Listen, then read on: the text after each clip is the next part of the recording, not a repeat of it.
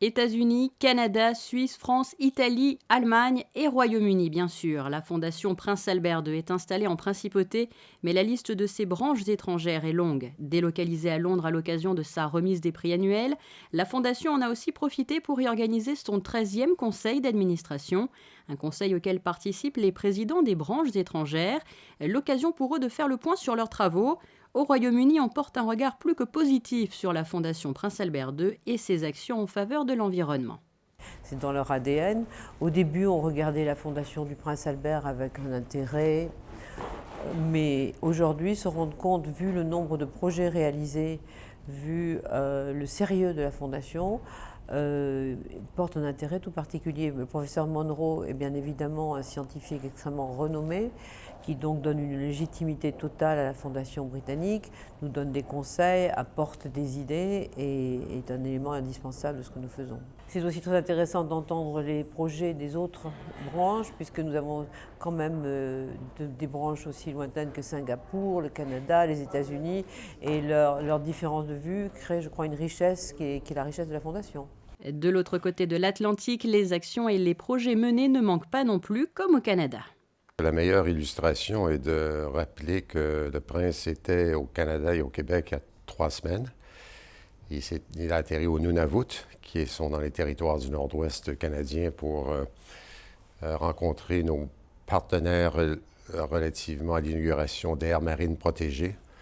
Ensuite, il a repris l'avion pour aller dans le nord Québec, à Kuujjuaq, où il a rencontré des communautés autochtones, des Inuits. C'est la première fois d'ailleurs qu'un chef d'État étranger, depuis 35 ans, mettait les pieds à Kuujjuaq. Et nous avons rencontré 2 autres de nos partenaires dans 2 autres projets à cette occasion-là.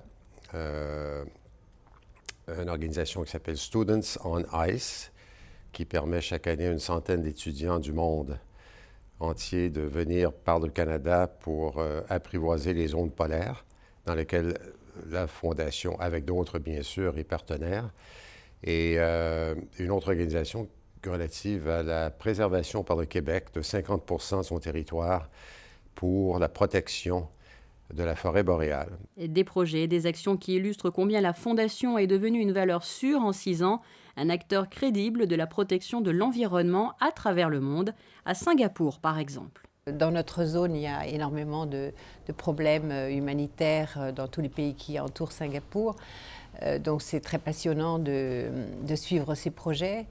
Un peu frustrant de ne pas pouvoir répondre à tous, mais bon, on comprend qu'il faille partager. Et puis, bien évidemment, il y a l'organisation d'événements qui permettent des levées de fonds. C'est de moins en moins facile, mais c'est très challenging et c'est très intéressant de voir l'intérêt des gens et d'arriver au résultat finalement, avec beaucoup de stress, toujours, mais au bout du compte, on arrive quand même à lever suffisamment parce qu'il y a des généreux donateurs qui s'intéressent aux objectifs de la Fondation, qui les comprennent et qui ont envie de nous suivre.